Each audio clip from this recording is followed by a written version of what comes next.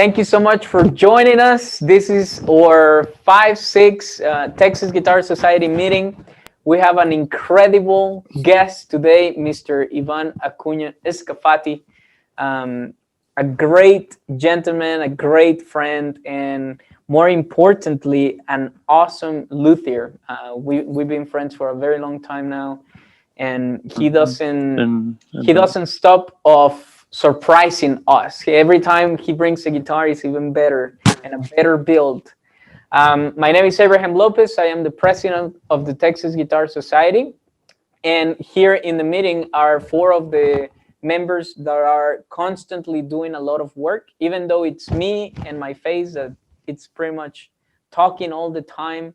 We have people that are always working very hard, and we are a team. It's not only me, it's them and me. So we have Mr. Ivan Aguayo, or PR. We have Mr. Zach Demery, or media guy. He's always on the website, making sure that it looks nice and everything. And we have Mr. Ryan Mulquin, or engineer. So thank you so much thank you guys for making these things happen. We really appreciate that. Today we have Mr. Ivan Scafati, a great luthier of the Dallas area, and he's going to be sharing with us a little bit of insight, and we have a little bit of things that we want to talk today. More importantly, Ivan and I were discussing that we need to understand as guitarists that not all guitars work for all guitarists.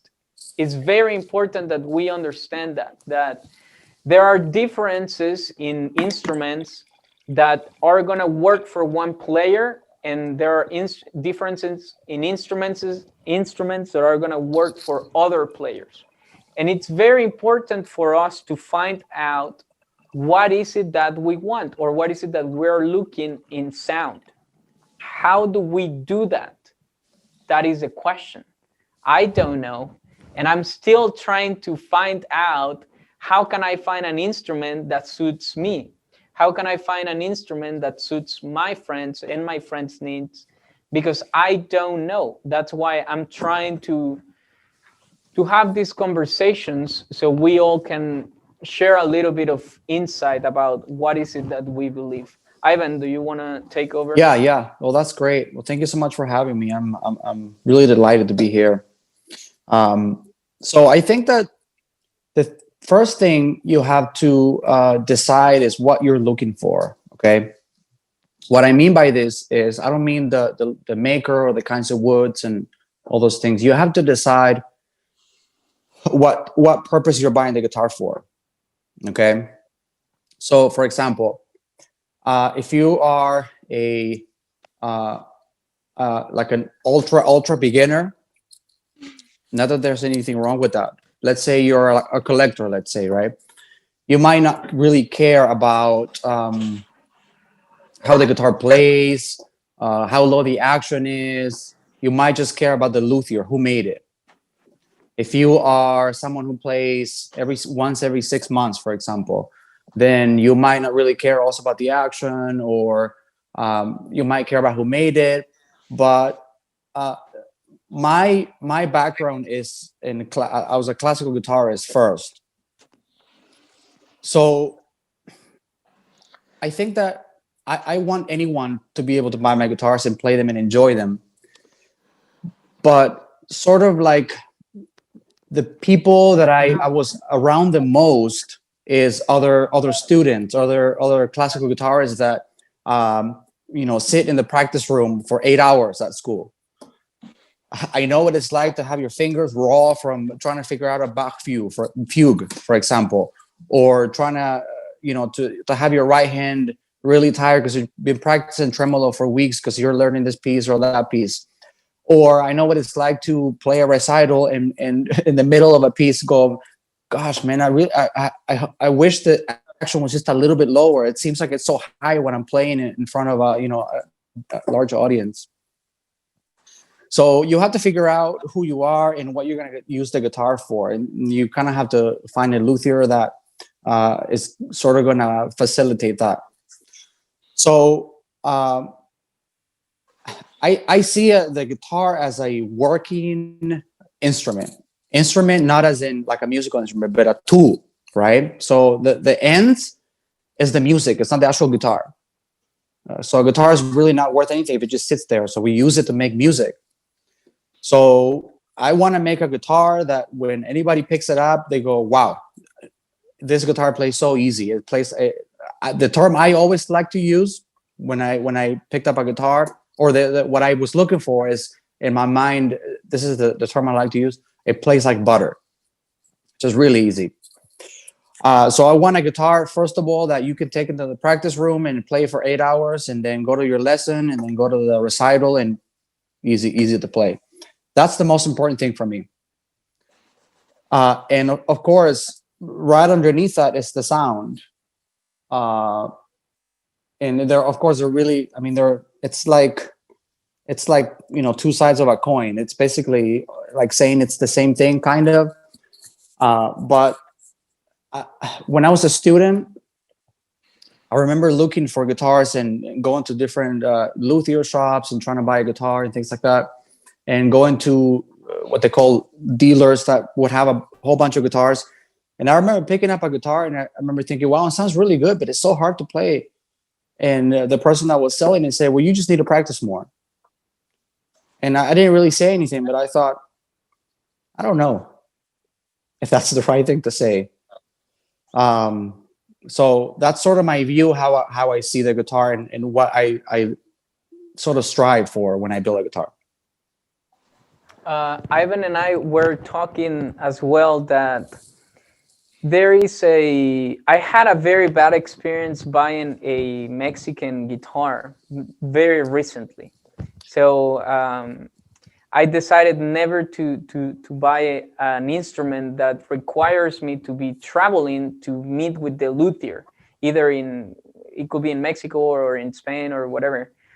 And I was telling Ivan that there is an advantage of having an instrument that you can take to the father of the instrument to get it checked or get it fixed. Right. And I think that is one of the great things of having Ivan here in the area, is that some of his instruments are going to be fixed by him. And if you allowed me, Ivan, I know that Ivan is a perfectionist. I don't mean it in just true words. I've seen Ivan really, when he doesn't like a work, or when he doesn't feel satisfied for a work, he will take it back and say, "That was not good enough. Let me do the job that I'm capable of doing, and let me do a good job." So I really, really love the philosophy that Ivan has when building guitars. That is very interesting. Right. Well, thank you, for sure. I mean, I know what it's like to buy a guitar and not be happy with it. In fact, my first really expensive guitar that I bought, the frets weren't cut properly. I remember I spent a lot of money. I remember I had a Mustang convertible, a Ford Mustang convertible. I sold it to buy the guitar. Okay, so that'll tell you I really love music. And I remember the frets weren't cut right, so it didn't play in tune. The intonation wasn't great. So I ended up having to take it to another luthier. He pulled the fretboard out, put a new one, and it was great. So I know what it's like to save up a whole bunch of money and buy a guitar and all those things. So it's just another example, I guess, how I see the luthery through the lens of a guitarist. So that's how I go about it.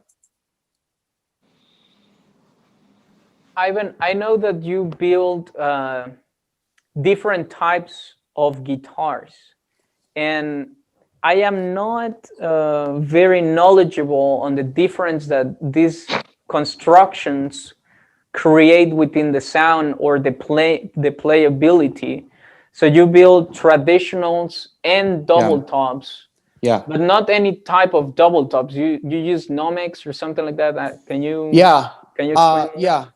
Right. Well, yeah, I do lattice, double tops. I've experimented with also balsa core double tops.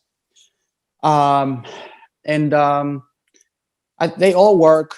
Of course, the sound is fairly similar. You know, a lot of people think that the differences are like like a chasm between them, but they're really not.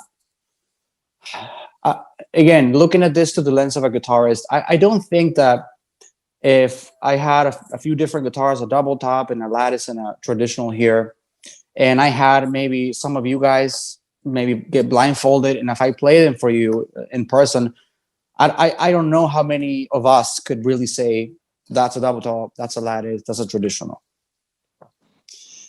I don't know. I mean, maybe that'd be a good interesting an interesting thing to do, Abraham. We could do a virtual pick the guitar or guess the building method. That will be an amazing project. We're gonna make it happen for sure. Yeah, yeah. So I have 5 double tops here and 4 traditionals. So maybe we could play them and people could try and figure out. So where I'm going with this is that I think that the building methods are maybe primarily for the player, not for the audience so much.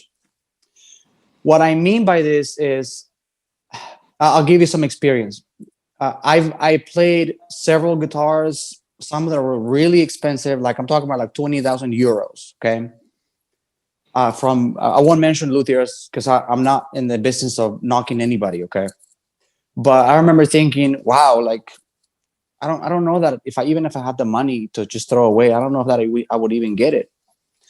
So I think that maybe what players should do is not have preconceptions in terms of, okay, lattice guitars are nasally, traditional guitars aren't, and double tops are really really loud. Period. It doesn't work like that. Uh, all classical guitars are sort of predetermined to what they're going to sound like by the shape of the instrument and by the strings you put in it. So they're all going to sound like classical guitars. But the issue is that us as classical guitar musicians, we are really, really picky with the sound that we're trying to achieve. So I remember reading a book about piano playing, tone and piano playing. When I studied music, I play piano too as a secondary instrument. And the basically, and when the first time I heard it, I go, how can you make different tones in the piano? It sounds the same thing. You just push a key and it's the same. But so what the author was trying to say is that first you have to hear sort of the sound in your head before you can even make it, because on the classical guitar we all know that we have like a gajillion different tones we can make on a good day, right? So when somebody picks up a guitar, they sort of already have a sound in their head that they're trying to achieve. When we play a piece, okay, this section has to be nice and sweet and nice and rounded, and on this other section maybe I have a bunch of arpeggios and I need to play nice and bright, such and whatnot. So I think that you should play a bunch of guitars and then you should see which one facilitates what you want to do. For example, perhaps a guitar that doesn't have a whole lot of sustain might be great for playing Bach, for example. For playing fugues where you don't really want a whole bunch of bleeding through the notes, because you're gonna have some harmonies that clash. For example, like flamenco guitars, they don't really want a whole lot of sustain because they need to play nice and fast scales, right, Abraham? Yes, that is correct. So I would say that, going back to your question, I'm rambling here a little bit, but I would say that traditional guitars generally are a little bit quieter, but I've heard some that were louder than double tops. So there really isn't anything that you can do to 100% guarantee that the guitar is going to sound like this or like that. So in a way, building a guitar is somewhat like gambling. You never know what you're going to get. In fact, I mean, full disclosure, I'll say I've built guitars where I thought, I don't know that I would want to play this guitar as like a student, like keep it for forever. And some people have played it and they go, wow, this is great. And this is going back. Abraham and I were talking earlier about how guitars are not for everyone. So, what is it about the instrument that someone plays it and goes, "Wow, this is the guitar for me. This is the guitar I've been waiting home my whole life." And then another player that's just as good has been playing, a long time, and then they pick it up and they go, "Yeah, it's not for me. There's really nothing here." Um, so it's a really tricky thing, guys. Guitars are It's a really difficult instrument to build. It's a difficult instrument to play. We have good days where our nails are working, and the next day they're awful. The guitar sounds bad. Maybe the room you're in is not helping. So it's a difficult instrument. But we were you actually created just for people to be like, okay, now not there is not a guitar, or there is not a formula for me to get a good guitar. All guitar is just a gambling. But no, it is not like that. Because No. you, Ivan, you thought about four things that are very important Yeah. on an Right. instrument. That no matter what instrument you're gonna buy or what instrument you're gonna be playing, you have to take care of these four things. This is very Right. important. So, Ivan, I don't know if you wanna. Yeah. So the way I view the classical guitar is that it can really be boiled down to four realms, four elements, right? One is the functionality, the other one is the structure, the other one is the sound, and the other one is the aesthetics, right? So going back to what I was saying, it's really difficult to control the sound, what the guitar is going to sound like 100%. So I sort of concentrate on one that I at least I've been able to do a decent job, which is the functionality. What I mean by this is how easy is the guitar to play. Okay. And going back to those four realms, basically it's really difficult. There's hardly anything that you can do to one of the realms without affecting the other ones. Like, for example, the neck thickness, right? I see it as a functional thing, right? Maybe you go see a luthier, he's got a few guitars, you play one, this one's neck is really thick for my hands. Can you make me one with a smaller neck? They go, yeah, sure. Now, the thickness of the neck might very well affect the sound. Maybe thinning the neck, you might lose some sustain, you might lose some sound there, possibly. So it's really hard to tell. A lot of luthiers say things like that. They'll say, "Okay, you want us to sustain a lot of sustain. I'll take this brace and I'll shave off a little shaving, and then boom, you get sustain." Or they'll say, if you want sustain, or if you want a sweeter sound, let's go with a little bit thicker on this side. It doesn't work like that. In my experience, in my opinion, it doesn't work like that. How is it that you play two guitars? I build guitars 100% the same. Okay, same species of wood, everything the same, and they sounded different. I've had people tell me like, yeah, they're similar here, but they're like really different in this other aspect. So what I like to really focus on, what I can really control, is the functionality of the guitar, how easy it is to play. And I've found as a player that when a guitar is really, really easy to play, you'll be able to make it sound great. Now, I'm not saying that I'm not striving to make an instrument that will sound great and people will be happy with, that I'll be happy with, and that the audience will enjoy and the player will be able to be expressive with. That's of course what I want, but it's almost like you have to go sometimes in a different angle to be able to achieve that, which I think it's by going after the functionality of the instrument. And some of you guys might think that it's as simple as just making a guitar that has low action, for example, or a thick neck. Actually, no. I actually built my whole design, my whole model is built around that. A functional guitar that you can play anywhere, everywhere, whenever you want to. And one way that I've been able to do that is because I took a break from building for about 2 years, and we did a whole bunch of repairs. Like I was mentioning earlier, I played really, really expensive guitars. I've seen guitars that had all kinds of issues because of this. It was built like that. And I have a buddy, a friend in common, Abraham Gabriel. Yes, he's giving a talk next Monday. Gabriel Yeah, de Hoyos. yeah, he's really a really great repairman. I mean, he's great. He's amazing. He has all. I've been to his shop. We talk on sort of on a regular basis. We have a good relationship. A luthier to repair person. Usually, it's weird because usually there's a little bit of animosity between luthiers and repair people for, which I think is crazy. I'll if a repair person calls me and tells me, you know, there's guitars have this issue, I would say, I would grab a notepad and go tell me, what is it? I want to know. I would not go, oh, this guy, I don't want to talk to this repair person. So I've seen guitars that have all kinds of issues. Like, for example, I'll just mention one. I use my guitars a dovetail neck joint, right? So where the neck joins the body, I use a dovetail joint, which is to keep it simple, it's a woodworking joint that has a bunch of compound angles going this way and then that way. So when you clamp it, oh, there you go. Abraham has a little video there. Go for it.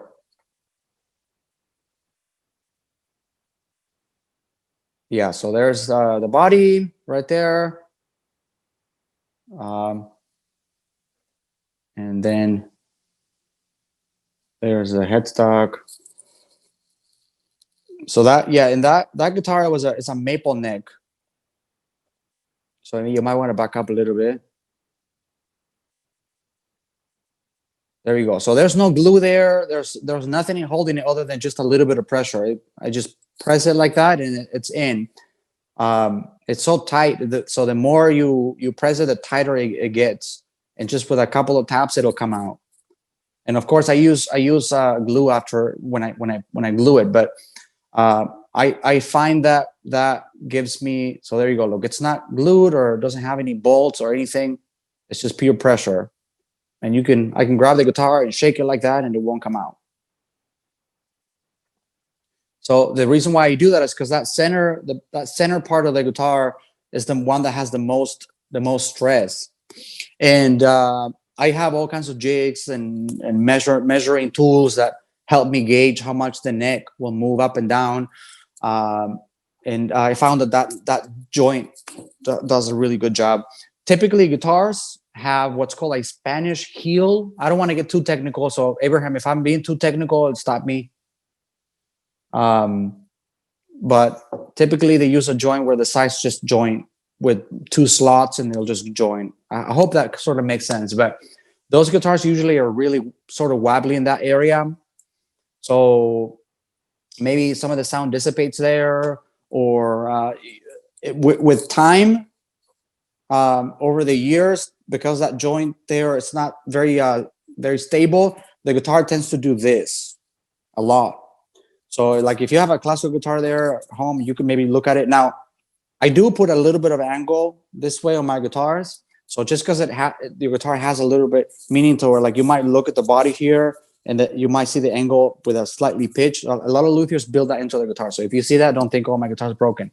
But with time, I don't know if you guys know, but classical strings, I think, have about 100 pounds, give or take, of pressure. So just imagine 100 pounds for 10 years on the guitar.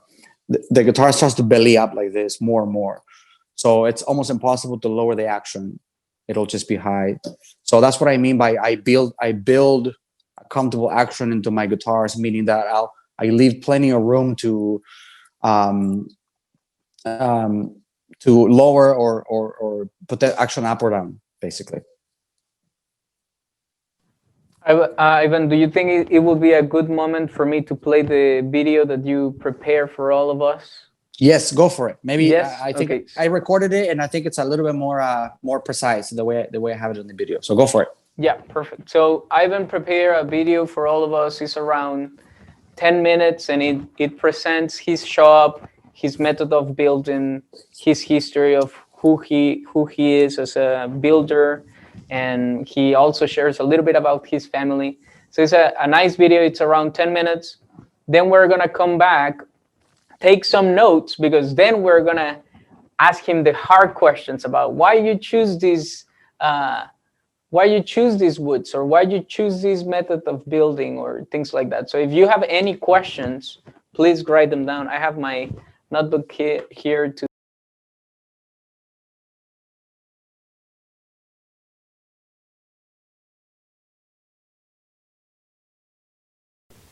I would like to start with a brief introduction about myself and who I am. I'm a husband, a father of four, a classical guitarist, and a luthier.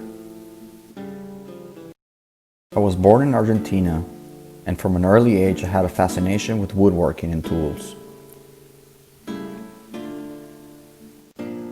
One of my biggest influences was my grandfather, who had a workshop where I spent a lot of time tinkering. After moving to the US in 2000, I took an interest in music and began my musical studies.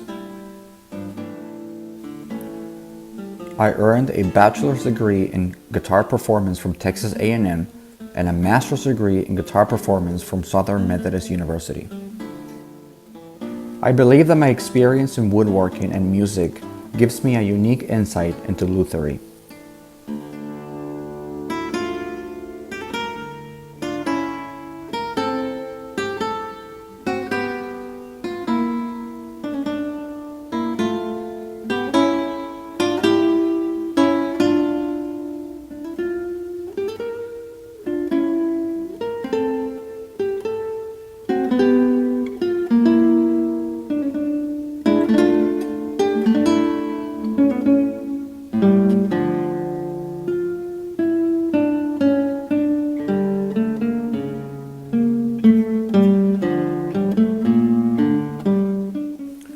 Back in 2006, my first guitar professor took us on a field trip to a luthier shop, and all of the memories of tools and woodworking with my hands came back and inspired me to one day build my own guitar.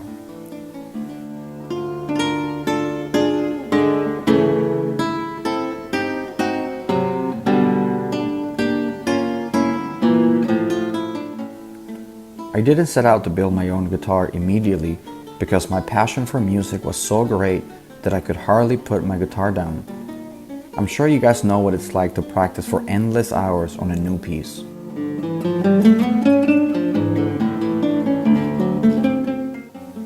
Throughout my musical studies, I would take the little free time I had to practice my woodworking skills, build up my shop, and research what other luthiers had done in the past.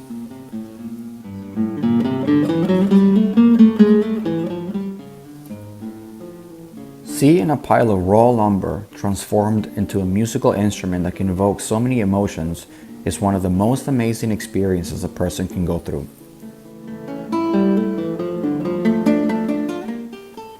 It has certainly enhanced my love and sensitivity to music.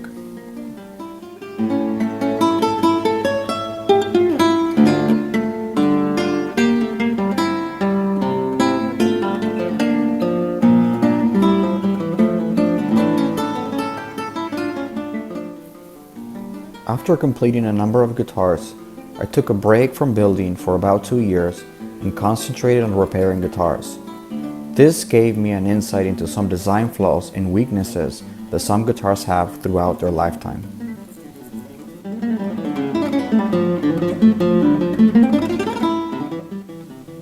I guess this would be a good time to segue into what I would like to talk about today, which is my building approach.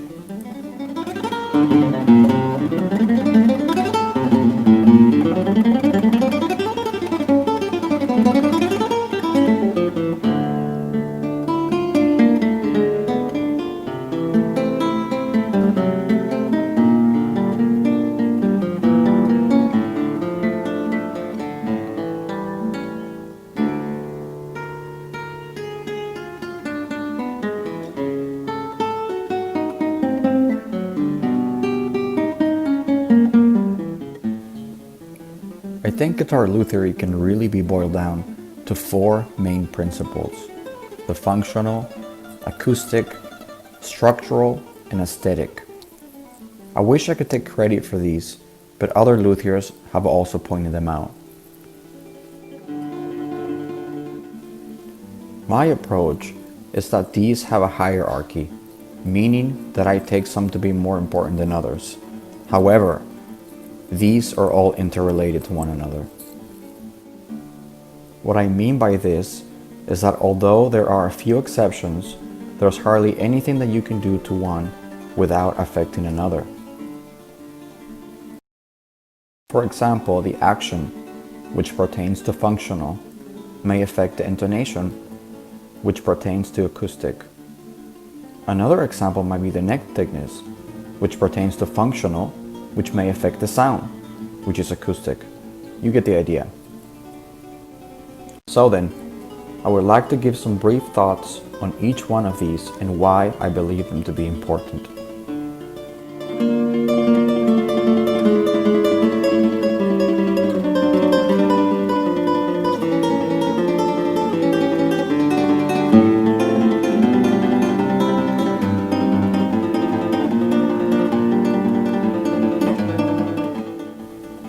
For me, the functionality of a guitar is the most important realm.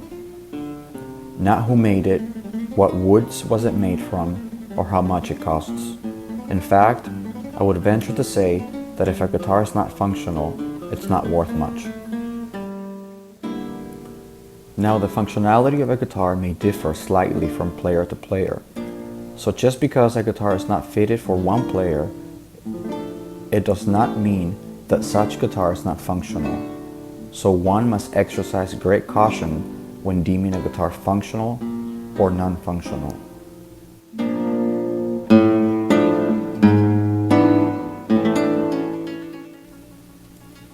Some elements that pertain to the functionality of a guitar are the bracing of the top, the envelope, which is the attack, sustain, and decay, the action, which involves more than the height of the strings. It actually involves the construction of the instrument, and the thickness of the neck.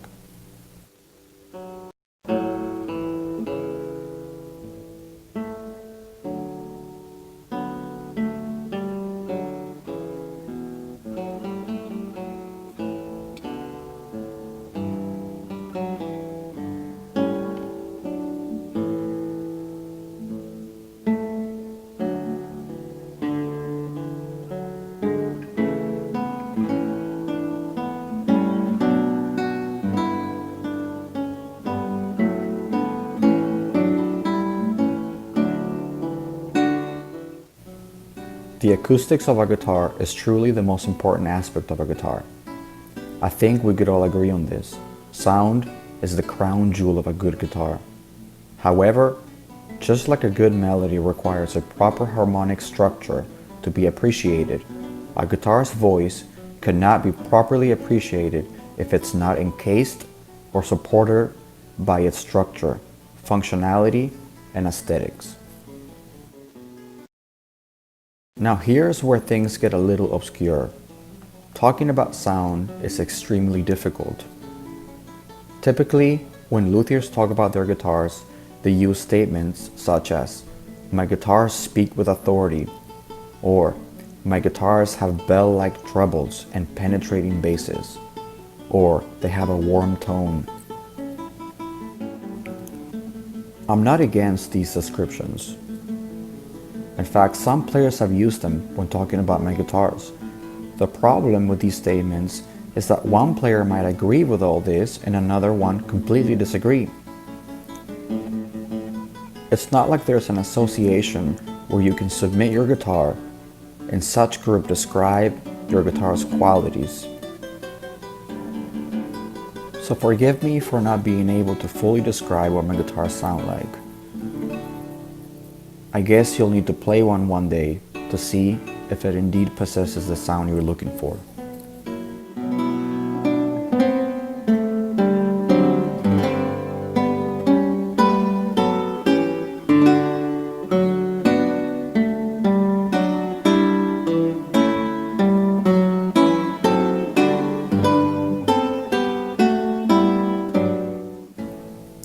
The structure of a guitar is crucial for many reasons. The obvious one is for its durability and longevity. This is the hinge pin that supports all of the other elements of a good guitar. In my method of building, I use two elements that enhance both structure and sound: a dovetail neck joint and double sides.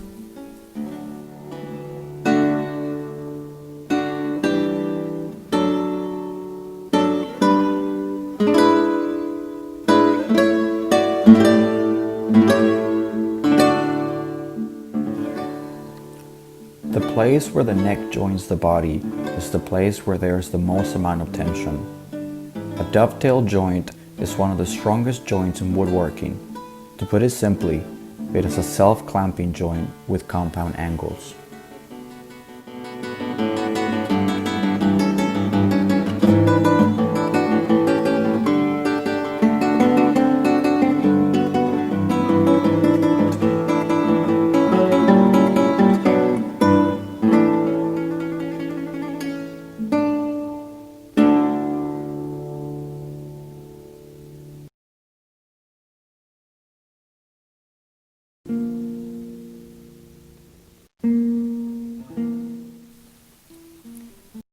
After the sides are thinned down to the proper thickness to allow for bending, I add a layer of Spanish cedar or mahogany to maintain its shape without excessive stress on the wood, which I believe prevents the vibrations of the tops from dissipating to the sides.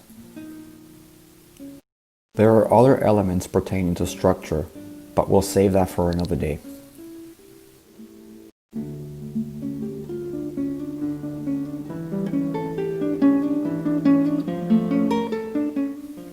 Finally, we come to the last realm of guitar building, the aesthetics. This is one that some luthiers neglect and others obsess over.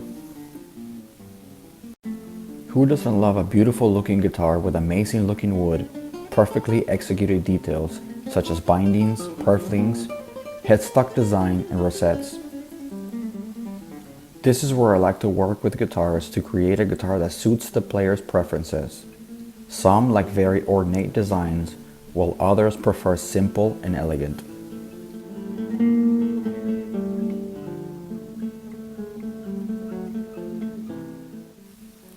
This is a brief introduction into how I approach lutherie from the lens of a classical guitarist who has become a luthier.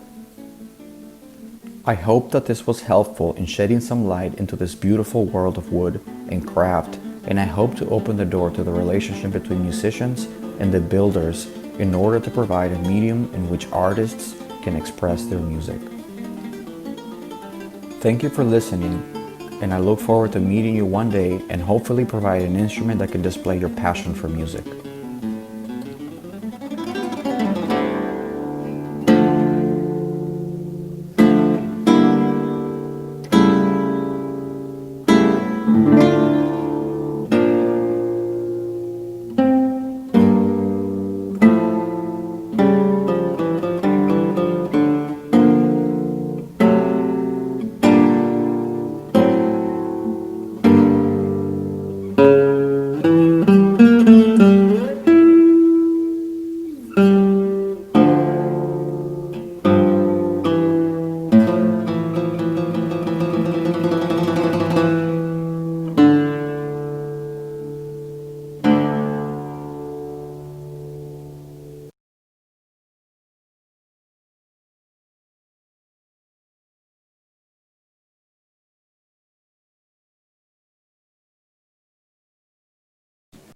Beautiful. Thank you so much.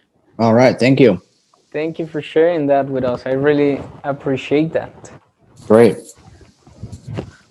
So, do you were talking to me about your doors being open to people coming and playing your guitars, and Absolutely. Absolutely. 100%.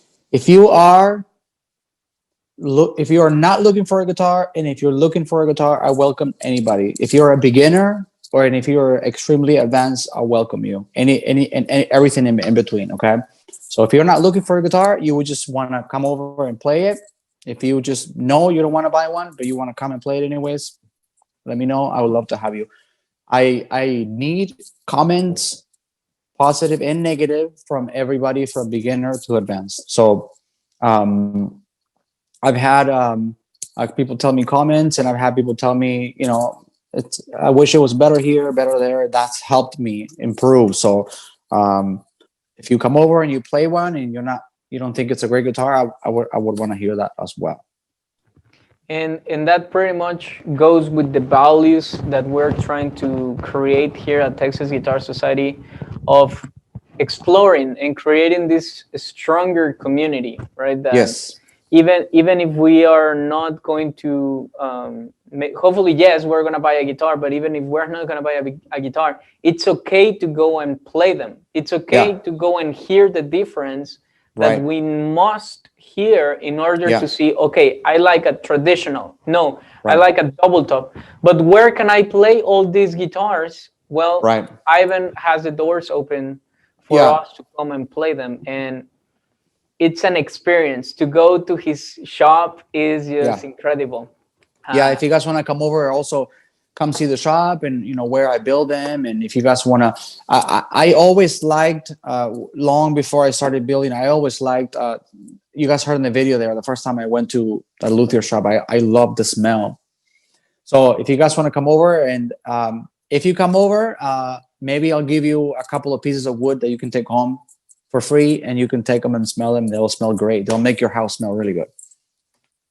will it be possible for you to maybe show us your shop a little bit around with Yes, your phone and everything? yes. I'll give you a. A sneak peek. Let me see. Here we go. So I'll start over here. Okay, this is the door that I go through. I got a bunch of clamps. Got a bunch of jigs. I'll maybe name some of the tools. There's a bandsaw. I got some guitars that I'm working on there. Okay, beautiful guitars, beautiful wood. I got some cabinets there. I got my table saw right here. I got some more tools back there, drill press. I got some sanding equipment, another little table saw. I got a big old drum sander. I have a big planer that I use for milling wood. I have that's called a jointer, also for milling wood. And I have a huge dust collector back there. That's what you guys see up here. Dust is very harmful, especially with some of the tropical woods that guitars are made out of. So you don't really want to breathe the dust. So anytime I need to use a tool, I go to the tool. I'll open. Those are called blast gates. You open the gate, and it'll extract all the dust, and it'll end up in the dust collector there. I got some guitars that I'm working over there, all over there. I got a buffer there, and I got another guitar right here that I'm building, and a jig. And this is all my hand tools right there. Bunch of jigs and hand tools. There you go. Thank you so much. That's Mhm. amazing. Where is your shop? We have a question in the chat. Yeah, I Where saw is that. your shop? Is it in Dallas? I am I live in a little town called Howe, Howe, Howe. It is about an hour drive from SMU. North is a straight shot down 75. Really easy to get to. You get on 75, go north, and when you exit, you just maybe go and drive for maybe 3-5 minutes, and you're there in my house. So It is a true experience when you get to that shop, and the smell of wood is just, yeah, it's not a small smell. It's like, oh my goodness, this is yeah. beautiful. I don't. It's a really strong smell. Yeah. Yeah, I don't smell it anymore because I'm here every day. You're missing Um, out. I know. I know. I love it, especially cedar. Cedar is the one that smells really good. There's some woods that don't smell very good, like rosewood. Believe it or not, doesn't smell that great, all that great.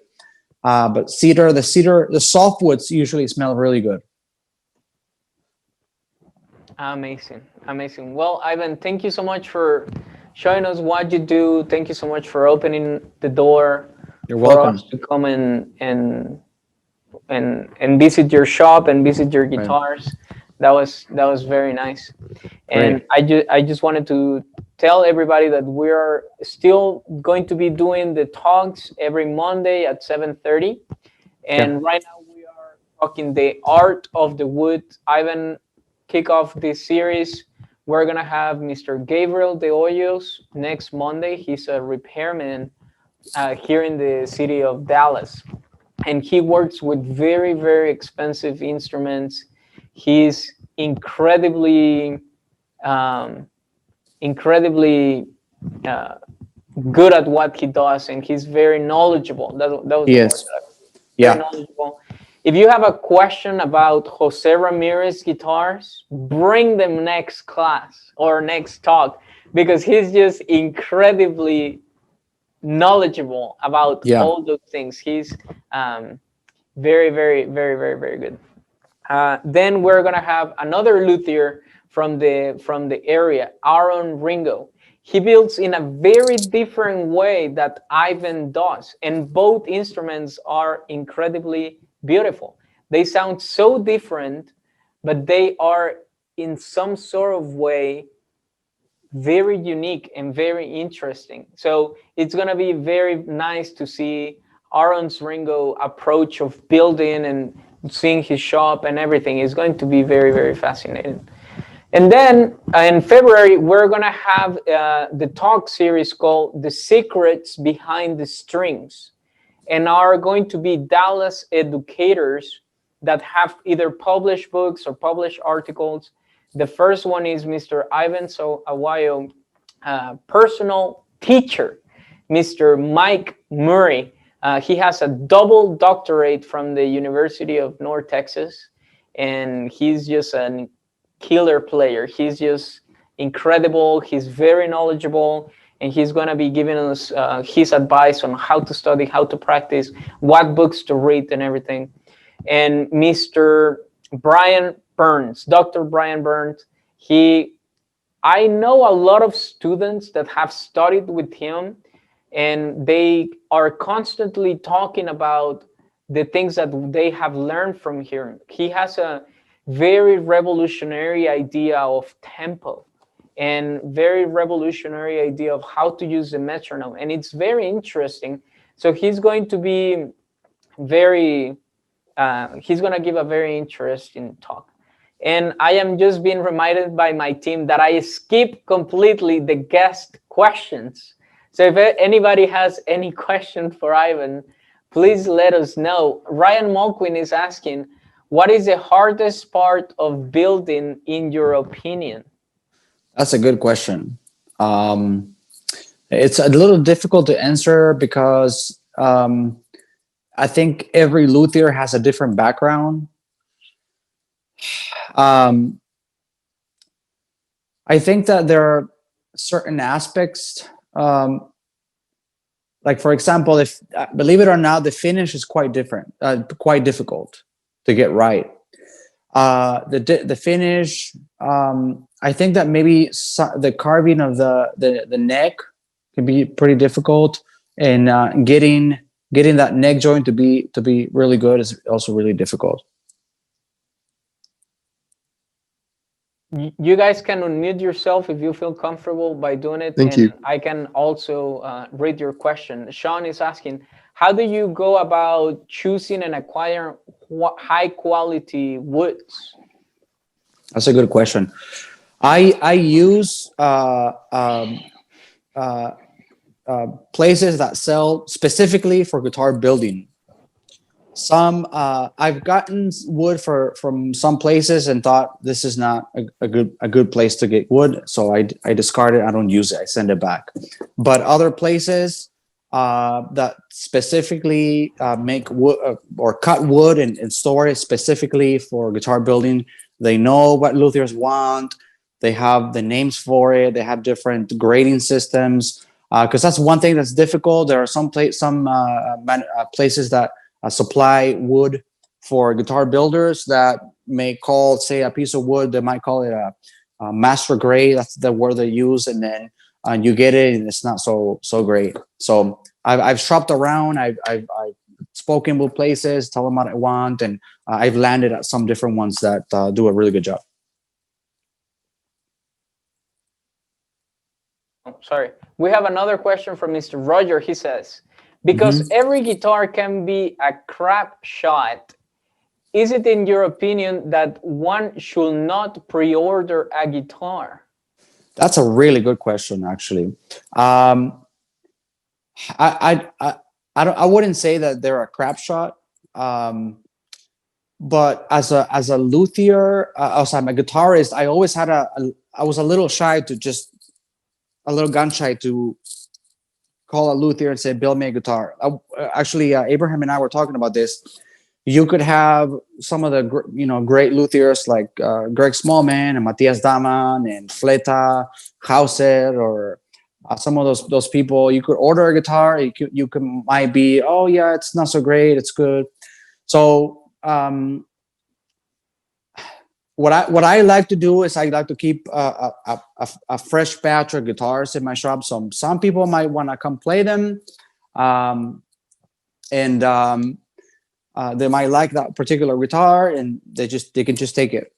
So like all the ones right here, they're not spoken for yet. So when they're ready, anybody wants to come play one, you say, I like that one, I'm taking it home, or I like that one, but I wish it was like this or like that. So the commission guitars are good for people that are really picky with some of the details. Like some people are really picky with aesthetics, for example. I've seen people play a guitar and say, it's great sound, but I don't like that wood in the back, I wish it was different. So I would say that it depends what you're looking for. I've been sort of consistent with my guitars, so they're not like they're that different. So I offer both.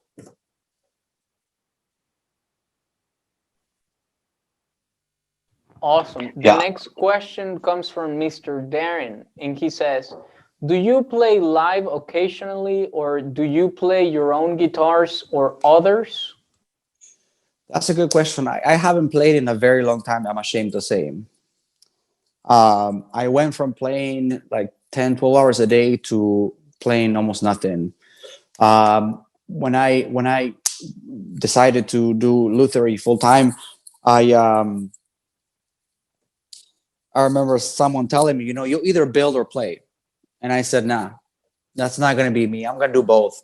And sure enough, little by little, the playing got pushed to the side, and the building, I do more of that. So I wish I had more time to do it. I'm just concentrating right now on building, because it's really difficult to do both. Of course, when I finish a guitar, when I have guitars, I'll play them to see what they sound like, and things like that. And I'll check them even before I give them to the player.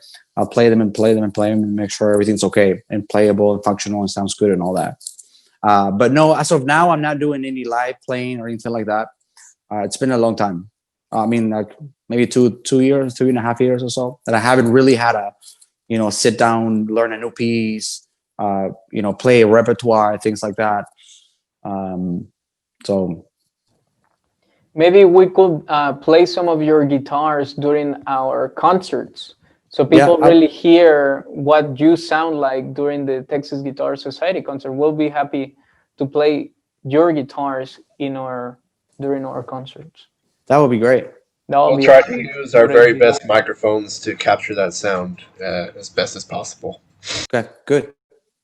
And we have another question from Miss Hannah. She says, I just started building electric guitars, and I am intimidated by the classical guitars.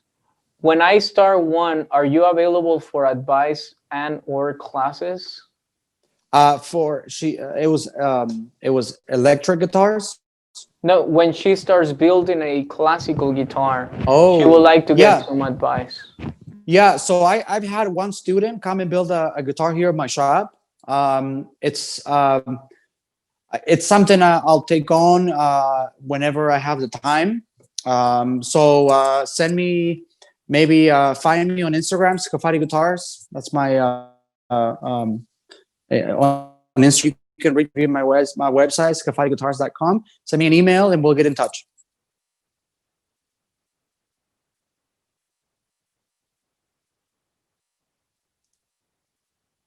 Beautiful. Does anybody else has any questions for Ivan? Not really. Awesome. Have well, thank you. One question. Tell us, Mr. Demery. I was wondering, in the process, is there a specific part that you start with every time? So like, do you start with the top or do you start with the neck? Or does it depend, maybe like if you have something in mind for what you want it to sound like? Yeah, no, I don't have a particular thing I start with. Because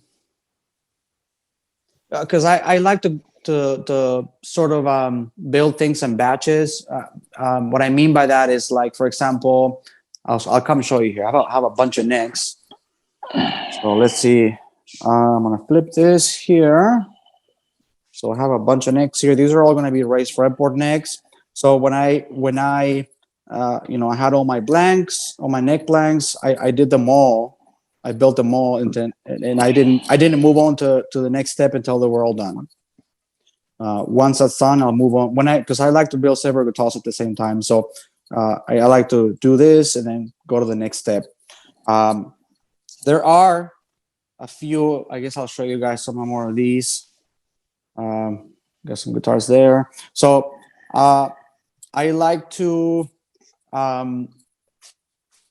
There are a few things that I won't be able to move to the next step unless I finish this one thing, for example. So, but there isn't really anything I need to do to achieve a certain sound, if that makes sense. Yeah, I had a question. Yeah, go ahead. Two things actually. One, it's pretty straightforward. If you had a preferred string tension that you like for your guitars, and if it varies between traditional fan, hybrid, lattice or double tops. And then secondly, what's your experience as far as noticing tonal differences between the tops as far as spruce and cedar? Okay, good question. So for the strings, as a player, I always really liked using medium tension. Okay. Sort of in between. I have played hard and extra hard for the longest time. It seems to me that the harder the tension, the better the intonation, because they stretch less. So, for example, if you're having intonation issues, one easy thing that you might be able to try is a higher tension, because when you stretch a string, the pitch goes up, right? So, like if you grab a rubber band and you stretch it, you'll feel, and you pluck it, you'll feel that the pitch is really high. So, as a player, I always like using medium tension. It's something that varies from brand to brand, so it's really hard to say which tension sounds the best on any particular guitar. When I build a guitar, I can't go through like 50 different string brands and say, okay, this one works really good on this particular guitar, because that would be my opinion. Somebody might play it and go, you know what, you're wrong, I like this one way better, so this one sounds great. So I think that's a really good thing for players to go through when they get a guitar. Try this one, try that one. There's so many brands of strings these days. I mean, it's crazy. You can go insane trying different strings and tensions and brands. And so I always, as a player, kept it sort of simple. I played Diodarios. I'm not paid by them. I don't get a kickback or anything, but I played Diodarios medium tension. I just stuck with that. I liked the thickness of the string. I played some brands that they felt really thin. So it was kind of like when I would reach for the string, I felt like it was so thin I couldn't hit it, pluck it. And then cedar and spruce is kind of a really big topic. The paradigm in the classical guitar world is that spruce is brighter and cedar is warmer. Okay, that's sort of the paradigm that everybody sort of accepts. Now, this might be another good idea for another episode. Abraham, we could do spruce versus cedar. Let's see if people can tell what it is. Yeah, I really liked your idea of having the public listening to differences right now, social distance, right? And we have very high quality mics, so everybody can be wearing headphones, right? So and we play one guitar and another one. So what I would say about the cedar and the spruce, and in general, the traditional and the double top. So if you get anything from this would be the thing. I think that those methods of construction in the tone woods is more for the player than the actual audience, right? So just imagine that you're gonna play a recital, and you blindfold everybody in the audience, and then at the end you say, okay, what did I play? Did I play a cedar top or a spruce top? Now, I of course it's 50-50, right? So some people might get it right, but I doubt that people can really 100% tell. I could play a cedar top and make it sound a little bit brighter, and people will go, "Hey, that's a spruce Sure. top," right? Yeah, it's depending on your hand placement. Yeah.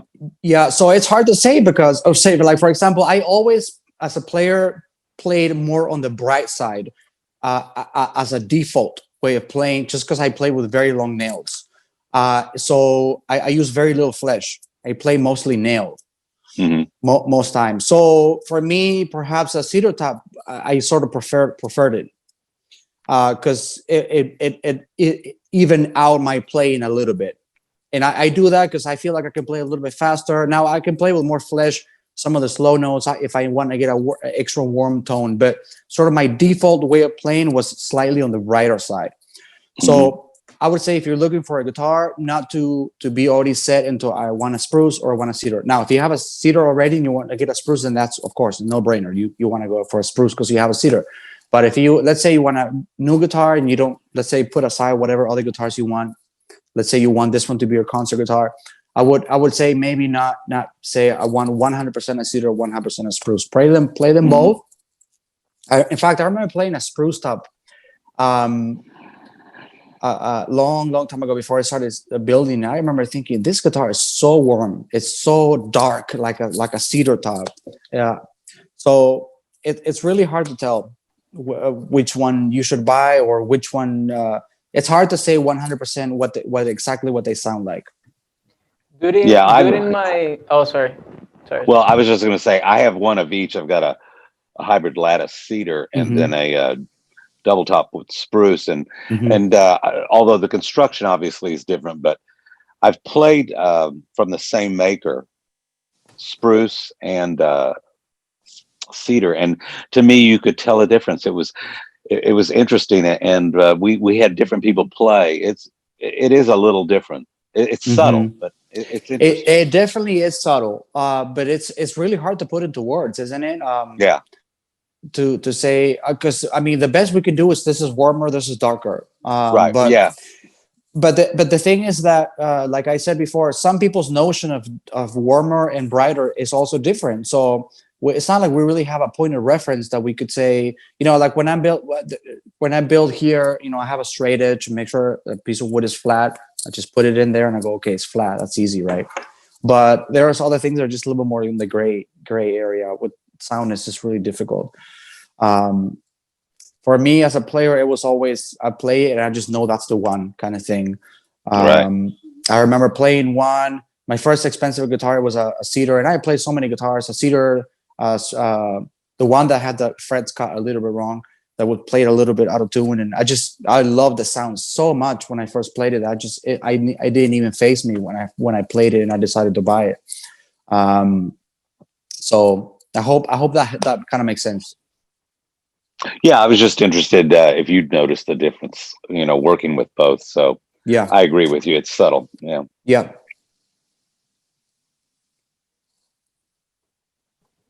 Ivan, we have another question that says from Eliza. She says, what are your thoughts on neck thickness and shape regarding playability?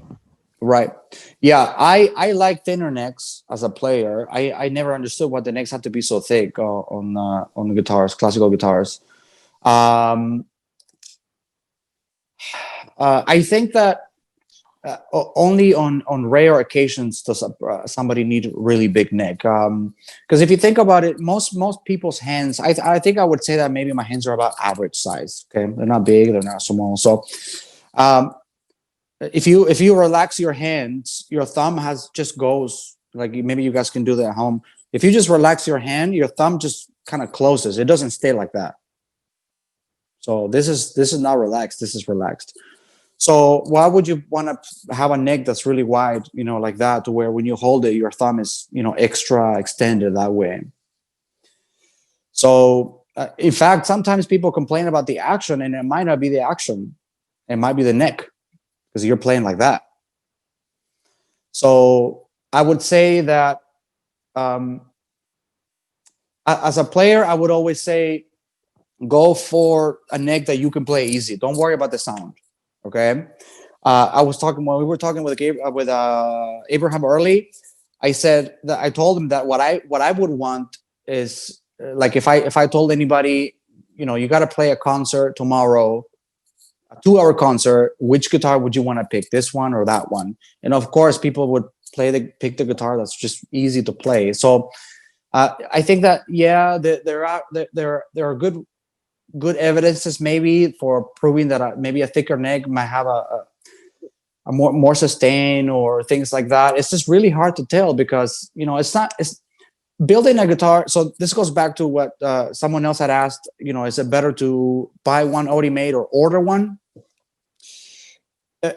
What I meant by making a guitar that it's a little bit of a gamble. What I meant by that, I didn't mean that it's just a complete thing, gambling. That you never know 100% what you're gonna get. But so that would be one side of the ditch, right? So we got 2 ditches and then sort of like the road in the center. So it's not like it's a complete crap shot, but it's also not a 100% thing. What I mean by that is it's not like going to the eye doctor to where they put the little glass and go, okay, A or B, A or B, A or B. I can't do that with a guitar. I can't, shave off the neck and then put it back and then take it off and put it back. So which one sounds better? Which one sounds better? Now I can build 2 guitars with one thick neck, one thin neck, but they're all the 2 different guitars. Even if all the pieces of wood were cut from the same tree, it's still going to sound different. I mean, it's almost like an inexplainable thing. Wood is just a very difficult thing to work with. I hope that makes sense. So I think the question was, what would you recommend? I would recommend going for something that's very comfortable and easy to play. We have another question. Ivan, what are your thoughts on sound ports? Oh, I like them. I like sound ports. I wish, I like them. I think they work for some guitars. I put them on my guitars. I had one with it. And of course, when you play it, if you put your hand and cover it and let go of it, you can tell a difference. So I've done them before. I think they're a great idea. Again, it's just something about something that the player has to decide if they like them with it. Great. So I think it's more for the player than the audience. Although it seems to add maybe a little bit of in the right room. Maybe it adds a little bit of what's the right word? Maybe texture or maybe a dimension to the sound, almost like having stereo sound, perhaps. Some people think that you'll get rid of some of the volume because now you got 2 places where the sound is escaping. But if you think of a piano, for example, I know the mechanism. Well, let's talk about a harpsichord, for example, because it's a plugged instrument like the guitar, the classical guitar. When you open a lid, it sounds way louder. It doesn't sound softer. So maybe the sound ports might also have that effect where you open it, it sounds a little bit louder. We have another question. Have you experimented with glues? Oh, yeah. I use all kinds of glues. In fact, I have them here. I don't have some of the other ones I use, but I use all kinds of glues for different things. I use a PVA glue, polyvinyl acetate glues. I use hide glue. I use fish glue. I use cold hide glue. I use I can't remember the word. It's a long word. Thixotropic glue. What's the other word? It's another word. It'll come to me probably. But I use different glues. Some luthiers have sort of a it's not like there's a one type of glue that if you build with this glue, boom, you'll have a great guitar. And that goes for all kinds of things. It's not that there's one method to build a guitar and 100% everybody's going to love that guitar. I see them sort of as a both on the practical side and sure it helps. Like for example, hide glue.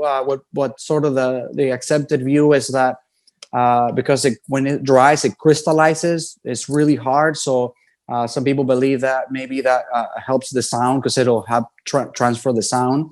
So I do use that glue for my braces. I use it for my neck joint. It's also great, and I use it for my bridges. When I glue the bridge onto the top, I use hide glue. The great thing about it is that it's reversible with heat. So, for example, to pull off a bridge on my guitars is real simple. Put a little bit of heat, and with like 10 minutes, it'll come right off. If you need to replace it because it broke or whatever. Also, I use it on my neck joints. If you ever need to pull the neck out, you put some heat and it'll come right out. Awesome. Well, I think this will be a great time for us to stop this talk. Not because I don't want you to keep going or anything like that, because I am at Rojas School of Music and I really need to close the school down. But I really appreciate everybody. I really appreciate you, Ivan, for coming. Ivan decided to donate the fee that we pay to speakers for music players. So whoever is going to be playing the next concert is going to receive a double fee, as we have been doing with the people that decide to donate the significant for giving their speech. So I really appreciate that, Ivan. Thank you so much for the support. Thank you for inviting us. Everybody, thank you so much for your time. We do this for you, for the community. And if you have any ideas that you want to share, like this one, the cedar versus spruce, this was a great idea that now we can take and do it for the community. So if you have any other ideas, as silly as it might sound, let us know. You can send us an email. You can talk to us on the chat on the website. You can talk to us on Instagram or Facebook, and we will listen and we will make it happen. So please share with you whatever you want to be doing with the community. I really appreciate everybody's time, and we're gonna see you next Monday at 7:30. Thank you, everybody, and we'll see you in the next one. Bye-bye. Bye. Thank you so much.